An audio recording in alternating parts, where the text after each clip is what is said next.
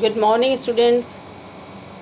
आज मैं जो आपको करवा रही हूँ ये अजमेर यूनिवर्सिटी का बीए सेकेंड ईयर का इकोनॉमिक्स का पेपर है, जिसमें पेपर का नाम है समष्टि अर्थशास्त्र। और जो चैप्टर मैं आपको करवाऊँगी रोजगार का प्रतिष्ठित सिद्धांत।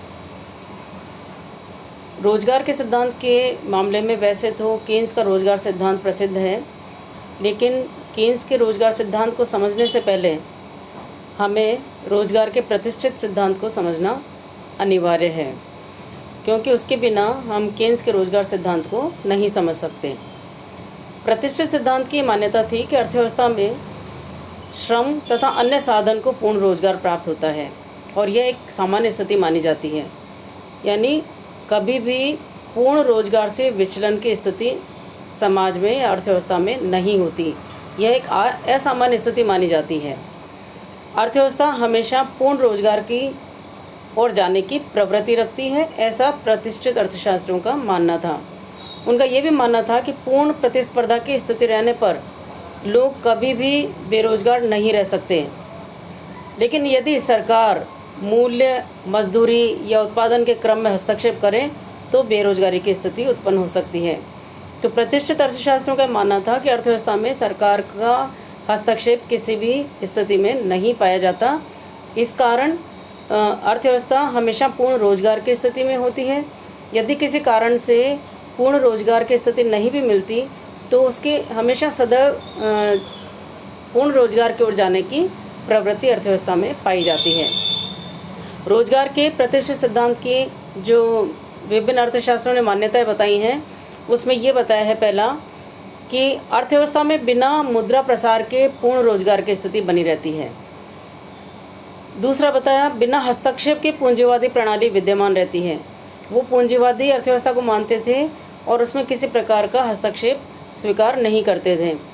तीसरा उन्होंने बताया कि श्रमिकों में एकता होती है तथा बाजार में पूर्ण प्रतियोगिता बनी रहती है, चाहे वस्तु बाजार हो या साधन बाजार, सभी में सदैव पूर्ण प्रतियोगिता की स्थिति की मान्यता प्रतिष्ठित अर्थशास्त्रियों के द्वारा मानी गई है। नेक्स्ट बताया उन्होंने मान्यताओं में कि मजदूरी और कीमतें लोचपूर्ण होती हैं, इनमें परिवर्तन हो सकता है। मजदूरी में और कीमतों में वो परिवर्तनशील हैं।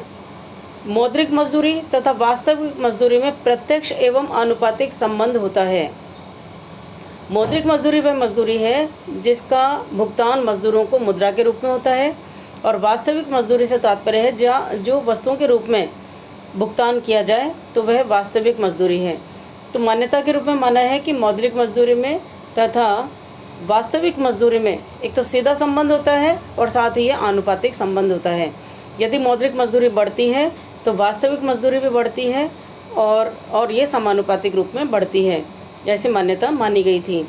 और जो और मान्यता वो है मुद्रा की मात्रा अर्थव्यवस्था में दी हुई रहती है, उसमें कोई परिवर्तन नहीं हो सकता। तो इन मान्यताओं के रहते हुए हम प्रतिष्ठित जो रोजगार सिद्धांत है उसमें किस तरह से ये सिद्धांत कार्य करता है उसके बारे में जानने का प्रयास करेंगे। ये बताया जा चुका है कि प्रतिष्ठित अर्थशास्त्रियों के अनुसार अर्थव्यवस्था हमेशा पूर्ण रोजगार की स्थिति में रहती है, और ऐसा ही सेक के बाजार नियम का जो आधार है वो भी यही है। हम यहाँ पर ये बताना चाहेंगे कि क्लासिकल मॉडल में रोजगार और उत्पादन का निर्धारण किस प्रकार होता है। इस सिद्धांत के अनुसार कुल उत्पादन और रोजगार में संतुलन समग्र उत्पादन फलन तथा श्रमिकों की मांग और पूर्ति के तालिका के द्वारा किया जाता है। उत्पादन फलन का अर्थ है कि उत्पादन उत्पत्ति के विभिन्न साधनों का फलन है या प्रतिफल है। प्रतिष्ठित अर्थशास्त्रियों के अनुसार यदि हम अल्पकाल में पूंजी के स्टॉक तथा तकनीकी को दिया हुआ मान लें, उत्पादन की मात्रा और रोजगार में धनात्मक संबंध पाया जाएगा, ऐसा हम कह सकते हैं। अर्थात यदि उत्पादन की मात्रा बढ़ती है तो रोजगार की मात्रा भी बढ़ती है, और उत्पादन घटता है तो रोजगार की मात्रा भी घटती है। इसे हम अगले सूत्र के द्वारा बता सकते हैं, फलनात्मक संबंध के रूप में प्रकट कर सकते हैं। जैसा कि आप देख रहे हो कि यहाँ फलन के रूप में लिखा गया O = function of N, K and T। यहाँ O का मतलब है उत्पादन की मात्रा, F इनके मध्य फलनात्मक संबंध को व्यक्त करता है, N का मतलब है रोजगार का स्तर, K का मतलब है पूंजी का स्टॉक, और टी का मतलब है उत्पादन की तकनीक या टेक्नोलॉजी। यदि अल्पकाल में टी के को स्थिर मान लें, यानी तकनीक उत्पादन तकनीक को स्थिर मान लें और पूंजी के स्टॉक को स्थिर मान लें, तो एन में परिवर्तन का प्रभाव कुल उत्पादन पर देखा जा सकता है। उत्पादन फलन में श्रम ही मुख्य साधन माना गया है। श्रम को ही मुख्य साधन, प्रतिष्ठित अर्थशास्त्री अधिकतर जो मुख्य साधन मानते थे वो श्रम को मानते थे। क्लासिकल मॉडल में श्रम को ही मुख्य लागत माना गया है। इस मॉडल के अनुसार जैसे ही रोजगार बढ़ता है उत्पादन का स्तर भी बढ़ता है, किंतु श्रम का भौतिक सीमांत उत्पादन घटता है, जो आप इस तालिका में देख सकते हो। यहाँ फर्स्ट कॉलम में दिखाया गया है उत्पादन की मात्रा, सेकंड कॉलम में रोजगार की संख्या और थर्ड कॉलम में श्रम का भौतिक सीमांत उत्पादन। अब श्रम का भौतिक सीमांत उत्पादन कैसे निकाला गया है, इसका फॉर्मूला है या इसकी परिभाषा है कि एक अतिरिक्त साधन के बढ़ाने पर कुल उत्पादन में जो परिवर्तन होता है उसका अनुपात सीमांत भौतिक उत्पादन है।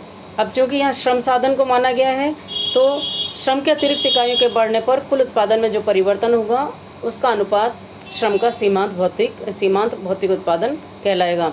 तालिका में देख सकते हो उत्पादन की मात्रा पहले 80 थी, जब रोजगार की संख्या 30 थी तो उस समय MPL हम निकाल नहीं सकते क्योंकि परिवर्तन के दर को बताता है।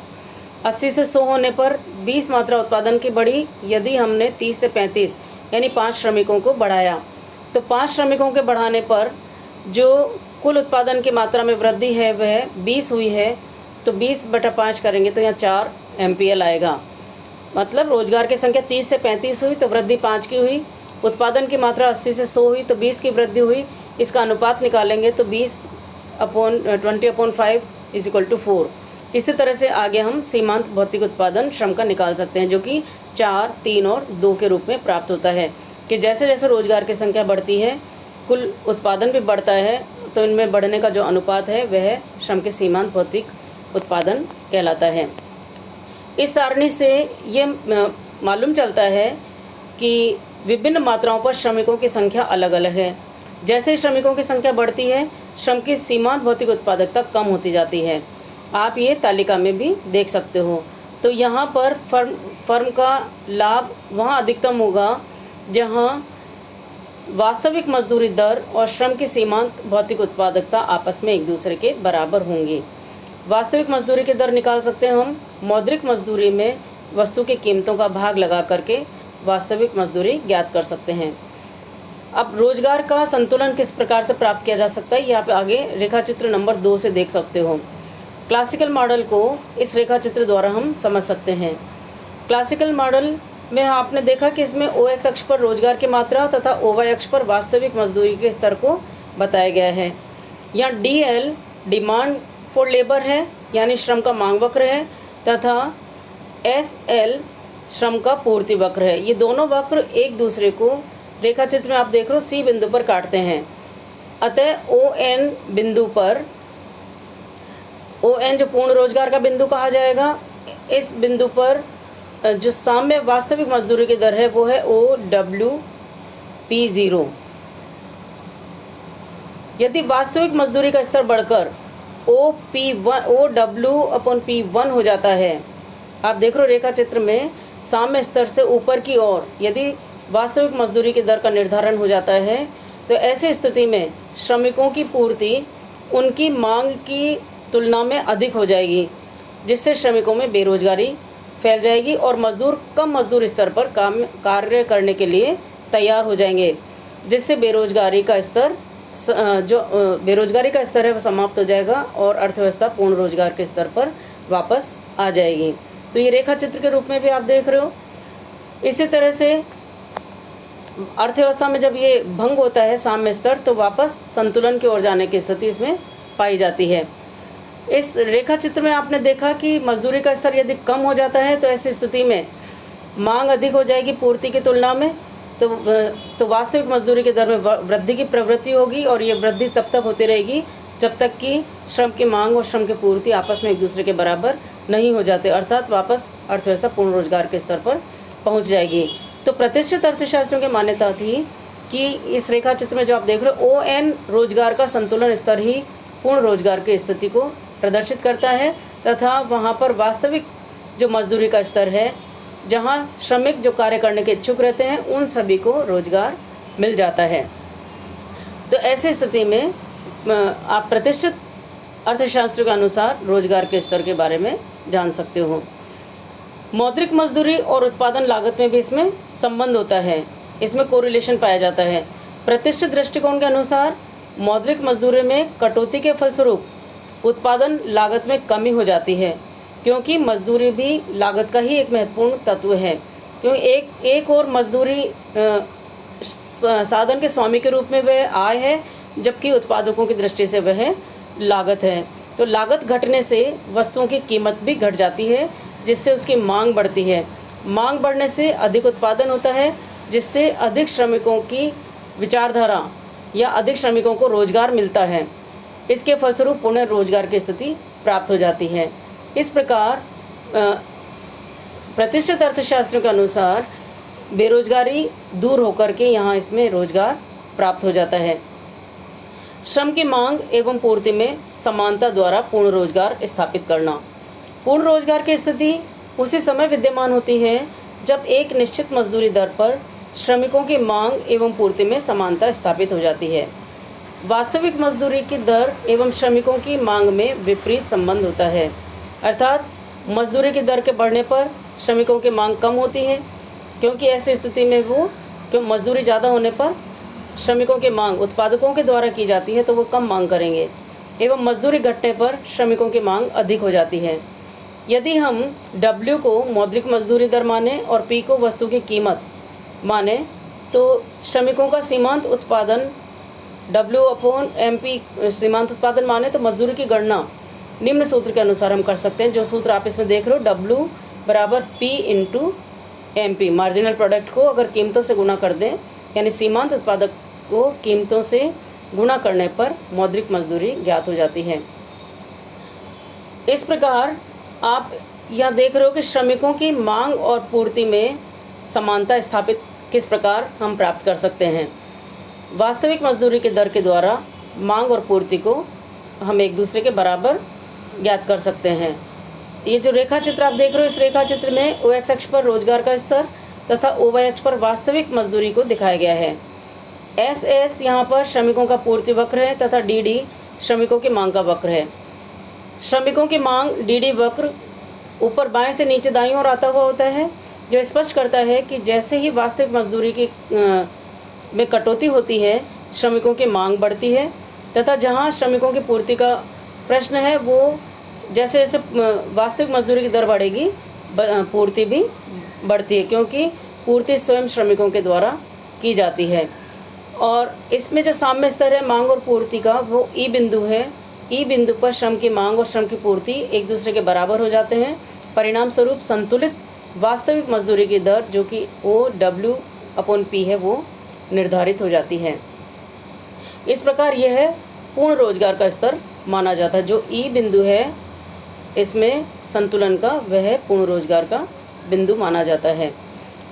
जैसा कि आपको बताया गया है कि जब वास्तविक मजदूरी बढ़ जाती है तो श्रमिकों की संख्या अधिक, मतलब बेरोजगारी के स्तर ज़्यादा हो जाएगा।